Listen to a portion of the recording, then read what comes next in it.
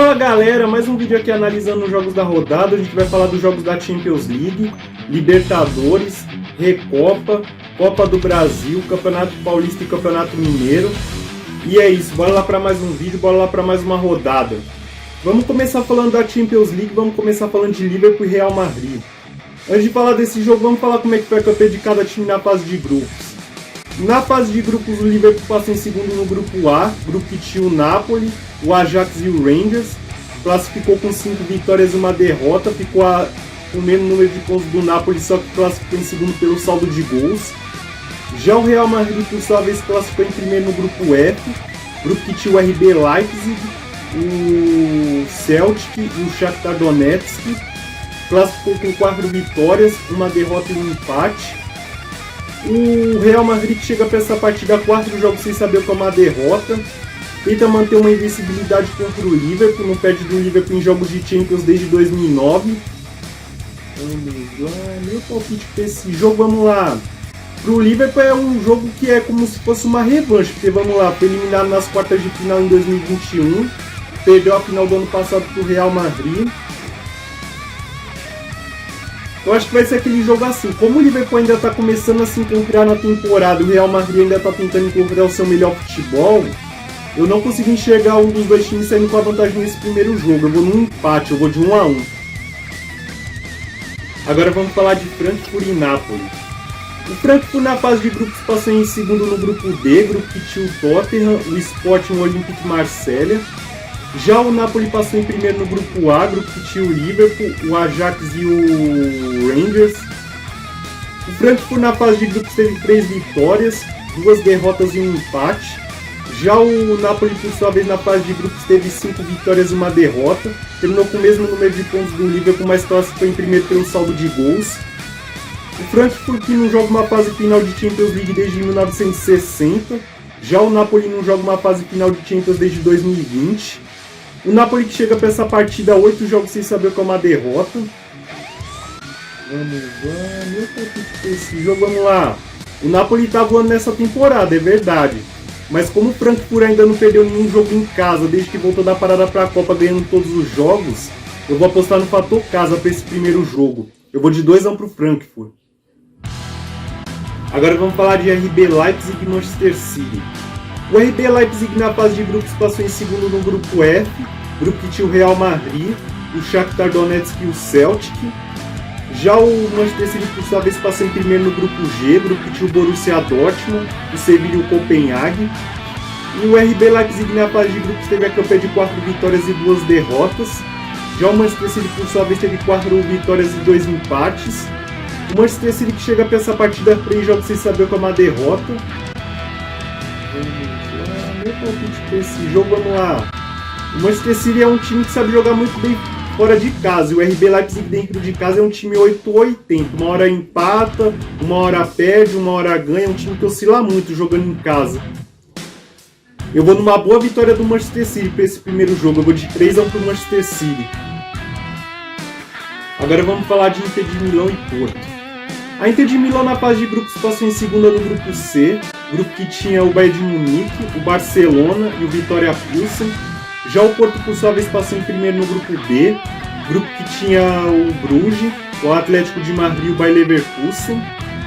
Na fase de grupos, a Inter de Milão teve 3 vitórias, 2 derrotas e um empate. Já o Porto, por sua vez, teve 4 vitórias e 2 derrotas. A Inter de Milão que chega para essa partida 5 jogos sem saber o que é uma derrota. Já o Porto, por sua vez, chega para essa partida 22 jogos sem saber o que é uma derrota.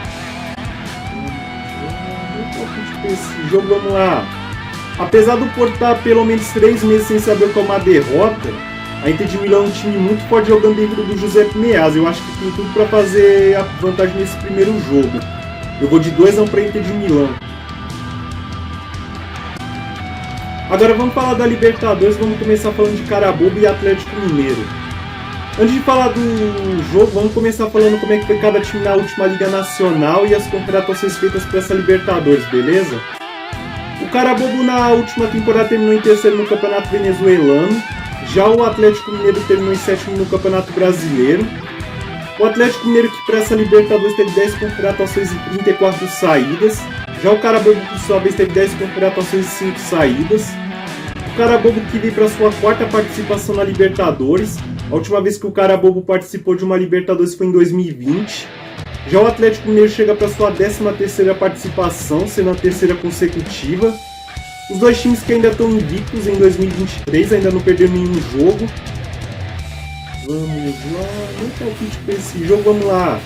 Apesar do Atlético Mineiro ter o desfoque do Hulk para esse jogo, eu acredito que o Atlético Mineiro não terá problemas para sair com uma boa vantagem da Venezuela e encaminhar a classificação. Eu vou de 2-0 para o Atlético Mineiro. Agora vamos falar de Deportivo Maldonado e Fortaleza. O Deportivo Maldonado, para classificar para a Libertadores, terminou em 3º no Campeonato Uruguaio. Já o Fortaleza, por sua vez, terminou em 8º no Campeonato Brasileiro.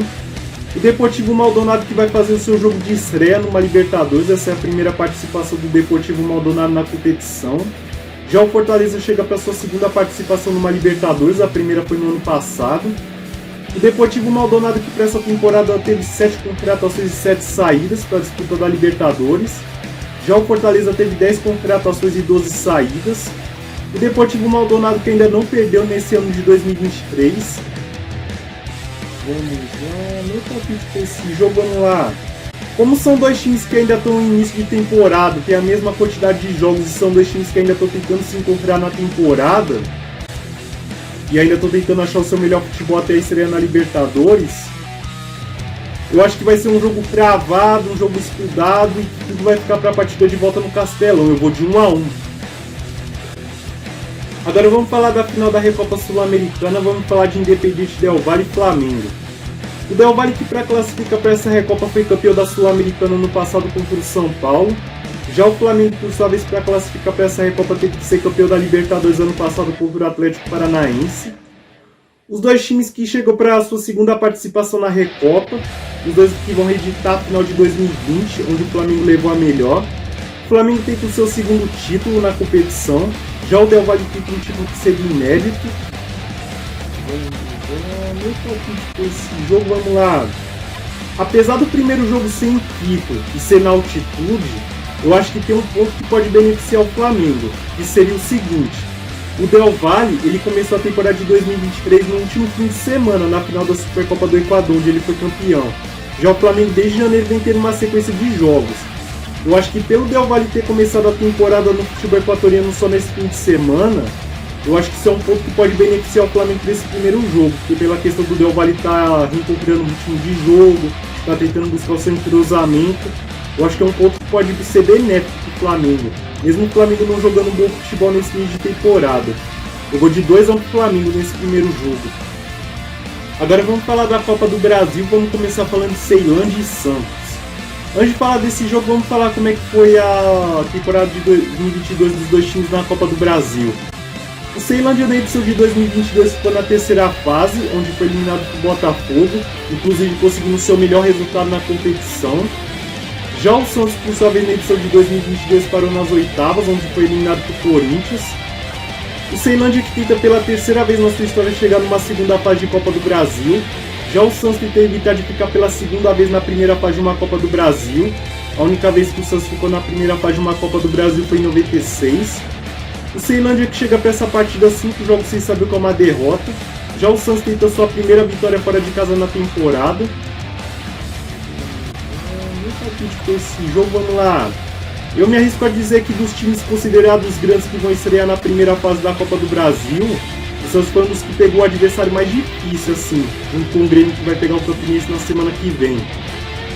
Mas eu vejo como uma ótima oportunidade para o Santos conseguir sua primeira vitória fora de casa na temporada, pela questão de ser um jogo eliminatório, o time está aos poucos tentando se encontrar ainda. Eu vou numa classificação e vitória do Santos para esse jogo, eu vou de 1-0 para o Santos. Agora vamos falar de Trem do Amapá e Vasco. O Trem do Amapá na última edição da Copa do Brasil ficou na primeira fase, onde foi eliminado para o Paysandu. Já o Vasco ficou na 2ª fase, onde foi eliminado para a Juazeirense. O Trem que tenta conseguir pela primeira vez na sua história chegar numa 2ª fase de Copa do Brasil. Em todas as 6 participações do Trem na Copa do Brasil, o Trem ficou na primeira fase. Já o Vasco, por sua vez, tenta evitar de pela primeira vez ser eliminado numa primeira fase de Copa do Brasil. O Vasco nunca foi eliminado na primeira fase da competição. O trem que chega para essa partida há 10 jogos sem saber o que é uma vitória. Meu palpite para esse jogo, vamos lá.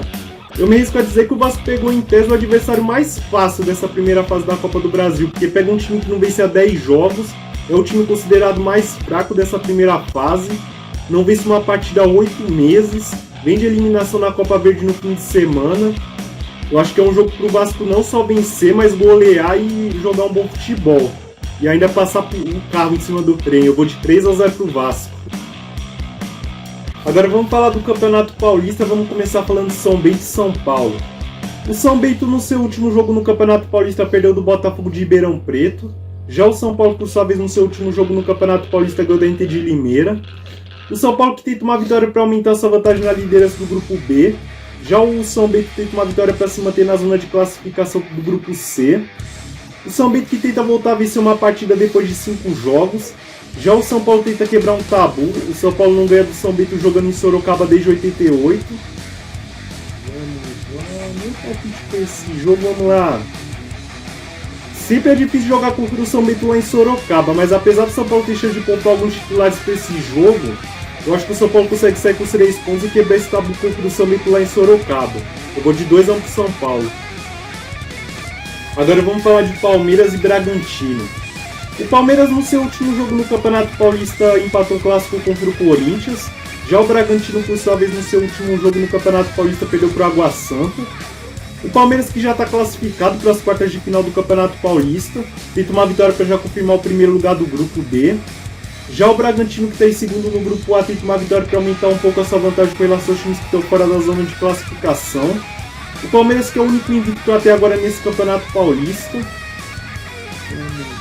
Meu palpite para esse jogo, vamos lá. O Bragantino que precisa recuperar pontos, já que vem de 2 troféus importantes no campeonato, que são pontos que podem fazer falta. Contra o Palmeiras que vem invicto no campeonato, joga em casa e já tenta confirmar sua melhor campanha na primeira fase. Eu acho que não vai ser dessa vez que o jogo do Bragantino vai encaixar contra o Palmeiras como vencemos nos últimos anos. Eu vou de 2-1 pro Palmeiras nesse jogo. Agora vamos falar do Campeonato Mineiro, vamos falar de Caldense e Cruzeiro.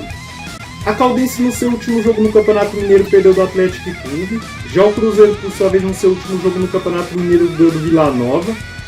O Cruzeiro que tenta uma vitória para se manter na liderança do grupo C. Já a Caldense tenta uma vitória para se manter na zona de classificação do grupo B. Meu palpite para esse jogo, vamos lá.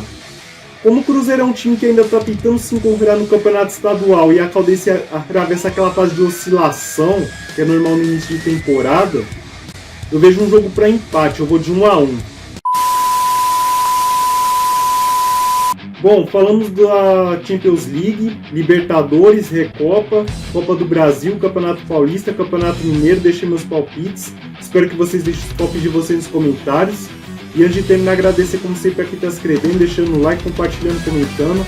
Isso é importante demais para mim e ajuda a gente a crescer no canal e motivar a fazer mais vídeos. É isso, boa semana, boa rodada!